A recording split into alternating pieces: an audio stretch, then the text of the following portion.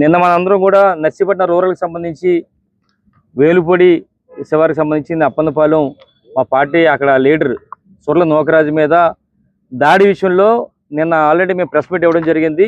హాస్పిటల్లో కూడా మరి అక్కడ చేయించి అక్కడ వైద్యం చేయించి ఆయన తీసుకెళ్ళడం జరిగింది.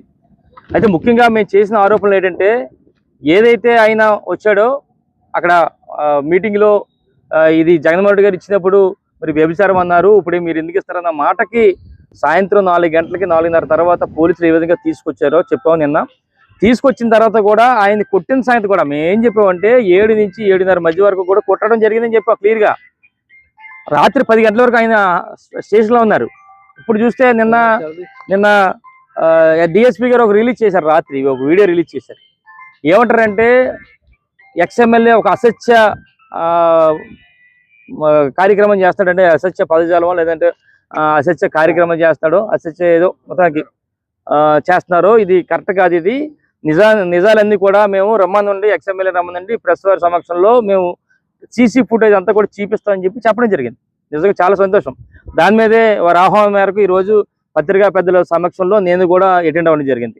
అయితే అక్కడ చూపించింది ఏంటంటే, మన డిఎస్పీ గారు చూపించింది ఏంటంటే, ఏదైతే ఈయన తీసుకొచ్చారో 5:59 నర్సీపట్నం రూరల్ స్టేషన్కి తీసుకొచ్చారన్న సంగతి ఎస్ఐ గారితో మాట్లాడి చూపించారు.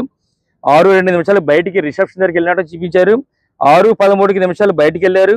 6:14 మరి సెల్లో వేశారు. సెల్లో వేసి సుమారుగా 6:51 వరకు కూడా, అంటే సుమారుగా ఒక 40 నిమిషాలు 30 నిమిషాల వరకు 40 నిమిషాల వరకు కూడా సెల్లో ఉంచారు.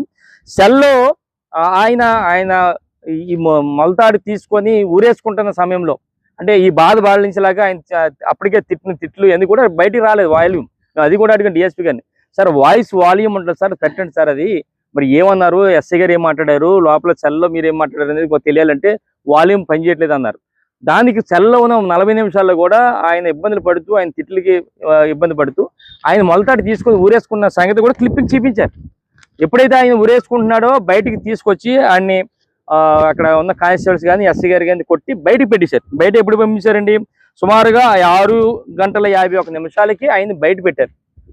మేము అక్కడి వరకు చూపించారు డిఎస్పీ గారు. మేమేమంటున్నామంటే 7:30 తర్వాత కుట్టారు ఆయన్ని. ఏదైతే మేము ఆరోపణ కూడా కాదు, ఏదైతే అక్కడ మన ఎవరైతే ఉన్నారో మన నాయకుడు నోకరాజు చెప్పిన దాని అంతా కూడా ప్రతి రికార్డ్ చేసాం. మేము హాస్పిటల్లో ఏం జరిగిందో మేము తెలుసుకున్నాం క్లియర్గా. అవన్నీ కూడా వీడియో ద్వారా పత్రిక పెద్దల ద్వారా తీసుకున్నాం. ఆయన చెప్పిన ప్రతిదీ కూడా ఆయన చెప్పింది ఏంటంటే, ఒక కర్రకి జండుబాబు రాసి కొట్టారనేది చెప్పడం జరిగింది. బీర్జాల మీద తన్నారని చెప్పడం జరిగింది. ఎన్ని కూడా వాళ్ళు చెప్పిన దాని మీదే మేము ప్రెస్కి రిలీజ్ చేసాం సంగతి మీ ద్వారా తెలియపరుస్తాం. మేమేమంటున్నామంటే 7:30 తర్వాత కొట్టారు.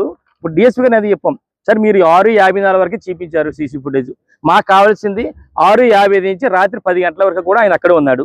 10 గంటల వరకు కూడా సీసీ ఫుటేజ్ అడిగాం. ఆయన ఏమంటారంటే లేదంటారు, ఇక్కడ లేదు, మళ్ళీ ఎస్పీ గారు ఆఫీస్కి తేవాలంటారు. నాకు ఆశ్చర్యంగా అందదు. ఎందుకంటే ప్రతి సీసీ ఫుటేజ్ ప్రతి నిమిషం కూడా ఇక్కడ రికార్డ్ అవుద్ది.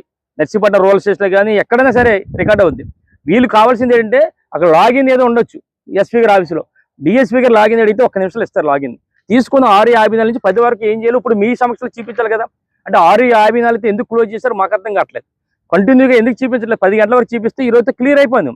దీన్ని మళ్ళీ పెంచేలాగా కార్యక్రమం. అందుకనే డిఎస్పీ గారిని మళ్ళీ రిక్వెస్ట్ చేశాను, మీరు ఎప్పుడైతే మీరు 6:54 నుంచి 10 గంటల వరకు ఉన్న ఫుటేజ్ మాకు చూపించండి, పత్రికా పెద్దలు అందరం కూడా పిలండి, మళ్ళీ మేము వస్తామని చెప్పు. ఎందుకంటే జరిగిన సంఘటన అంతా కూడా ఆ మధ్యలో జరిగింది. ఇంకోటి ఆశ్చర్యం ఏంటంటే, ఎంత దారుణం అంటే ఈరోజు దాని మీద కంప్లైంట్ కూడా ఇవ్వడం జరిగింది. వాళ్ళు ఇచ్చాం, డిఎస్పీ గారికి ఇచ్చాం, రేపు ఎస్పీ గారికి కూడా కంప్లైంట్ చేస్తాం ఏ విధంగా చేశారని దాని మీద. అయితే ముఖ్యంగా చెప్పాల్సింది ఏంటంటే, ఈరోజు ఆయన మీద అప్పుడే ఎఫ్ఐఆర్ వేశారు. నేను నిన్న చెప్పాం, మాకు తెలుసు ఏదైతే ఎస్ఐ గారు వార్నింగ్ ఇచ్చారో, నువ్వు కానీ ప్రెస్ మీట్లు పెట్టినా కానీ ఆ కంప్లైంట్ ఇచ్చే కానీ నీ మీద ప్రభుత్వ అధికారులతో కంప్లైంట్ ఇచ్చి 10 రోజులు లోపల వేస్తామన్న సంగతి ఆయన అన్న విషయం మాకు చెప్తే మేము నిన్న ప్రెస్కి చెప్పాం. దాని ప్రకారం ఆల్రెడీ ఎఫ్ఐఆర్ వేశారు. ఎఫ్ఐఆర్ ఎప్పుడు వేశారు సార్? నిన్న ఉదయం 7:30 వేశారు. మేము ప్రెస్ మీట్ పెట్టింది మధ్యాహ్నం 11:30 10:30 వెళ్తాం. అంటే మొన్న రాత్రి, అంటే 3వ తారీఖు మధ్యాహ్నం 3:30 గంటల సమయంలో అక్కడ జరిగిన సంఘటన అని చెప్పి రికార్డెడ్గా ఎఫ్ఐఆర్లో ఉంది. అంటే 3వ తారీఖు మధ్యాహ్నం 3:30 గంటలు జరిగితే 4వ తారీఖు 7:30 వరకు ఎందుకు మీరు కంప్లైంట్ ఇవ్వాలి, ఎందుకు ఎఫ్ఐఆర్ బుక్ చేయలేదు మాకు అర్థం కావట్లేదు. ఎఫ్ఐఆర్ అని తీసుకొచ్చారు 4:30కి, మీరు ఎఫ్ఐఆర్ వేయాలి కదా. అంటే మర్నాడు 7:30 వరకు ఎందుకు వెయిట్ చేశారు? అంటే విఆర్ఓ గారు లేరన్నా, ఎంఆర్ఓ గారు లేదా, విఆర్ఓ ఎవరో ఆయన పేరు ఉంది, అది గ్రామానికి చెందిన ఎవరో గ్రేడ్ 1 విఆర్ఓ గ్రేడ్ 1గా అయిన నర్వా ఎస్ఎస్పి శివభాస్కర్ అట, ఆయన మీద ఇచ్చాడు. అంటే నాకు ఒక్కటే ఆశ్చర్యం, ఆ రోజు 3వ తారీఖు మధ్యాహ్నం 3:30 గంటలకి జరిగింది సంఘటన అని చెప్పి క్రియేట్ చేశారు కదా, మరి మరణాలు 7:30 వరకు ఎందుకు చేయలేదు ఎఫ్ఐఆర్ కాపీని అడుగుతున్నా. అంటే ఈ విధమైన తప్పులు ఇవన్నీ కూడా చేయడం జరుగుతుంది. ఇంకోటి ఏంటంటే ఇప్పుడు ఎస్ఐ గారు డిఎస్పీ గారు ఏం చెప్పారంటే గేటు తొయ్యడం వల్ల ఆ బ్లడ్ వచ్చింది కానీ ఎవడూ లాగలేదని చెప్పి అంటారు. నిజమే, ఓకే వచ్చింది, బ్లడ్ వచ్చింది. ఎప్పుడు వచ్చింది? 6:54 ఎప్పుడో 6:51 వచ్చింది. మరి ఆడికి బ్లడ్ వచ్చినప్పుడు మీరు ఎందుకు ట్రీట్మెంట్ చేయలేదని అడుగుతున్నా. మర్నాడు వరకు కూడా అలాగే ఉన్నాడు. రాత్రి 10 గంటలకు వెళ్ళినప్పుడు అక్కడ నర్సీపట్నం వేలుపూడి పిఎస్సీలో ఇంజక్షన్ చేయించుకొని మర్నాడు వచ్చే వరకు కూడా బ్లడ్ అలాగే ఉంది. మరి మీరు మీ ద్వారా సెల్ మీ కానిస్టేబుల్ సెల్ తోస్తేనే క్లియర్గా ఫుటేజ్ చూశారు. సెల్ తోస్తేనే తగిలిందని చెప్పి క్లియర్గా చెప్తున్నారు కదా, మీరు తోస్తేనే దెబ్బ తగిలింది. అది దెబ్బ తగిలినప్పుడు మీరు ఎందుకు ట్రీట్మెంట్ చేయలేదు ఆయనకి? బ్లడ్ అంతా కూడా అంటే నిన్న ఉదయం మేము 10 గంటలకు హాస్పిటల్కి వెళ్ళే వరకు కూడా బ్లడ్ వస్తా ఉంది. అంటే అంత విధంగా ఉన్నప్పుడు మీరు ఎందుకు అలాగే నెగ్లెక్ట్ చేశారో మాకు అర్థం కావట్లేదు.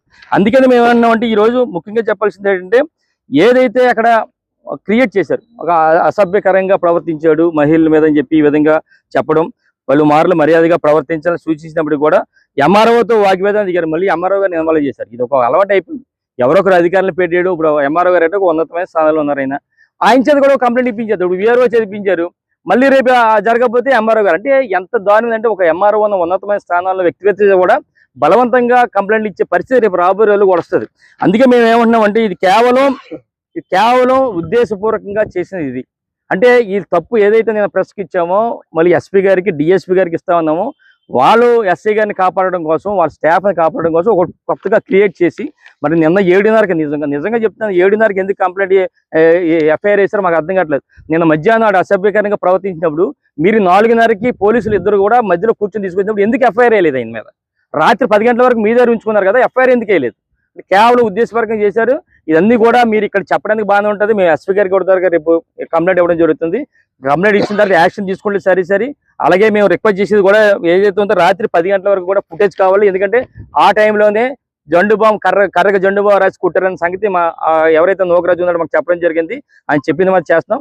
అవి కూడా ఫుటేజ్ ఇవ్వాలి. ఈ ఫుటేజ్ ఇచ్చే లోపు మేము ఎస్పీ గారికి రేపు కలుస్తాం. ఒక వారం రోజులు చూస్తే లేని పక్షంలో మేము హైకోర్టు వారిని ఆశ్రయిస్తాం. ప్రైవేట్ కంప్లైంట్ కూడా ఇస్తాం.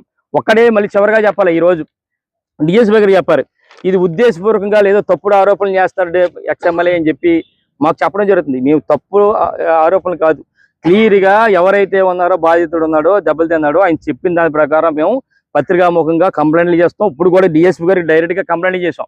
పత్రిక మేము ఎక్కడ తప్పుడుగా చేయలేదు, మీరు ఎంక్వైరీ చేసుకోండి, మీరు ఫుటేజ్ బయట పెట్టండి.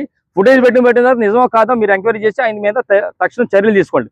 అంతేగాని ఈ విధంగా తప్పుడు ఆరోపణ చేసని చెప్పి మీ ఎస్ఐ గారినో మీ ఎవరినో మిమ్మల్ని మభ్యపెట్టి వాళ్ళందరినీ కూడా కాపాడాలని మాత్రం ప్రయత్నం చేయదని చెప్పి మరి మీ ద్వారా డిఎస్పీ గారిని కోరుకుంటూ రేపు ఎస్పీ గారిని కూడా కలిసి మరి ఏదైతే మా నోకరాజు ఉన్నాడో ఆయనకి న్యాయం జరిగే వరకు కూడా న్యాయ పోరాటం చేస్తాం. ముందుగా ఎస్పీ గారిని చూస్తాం.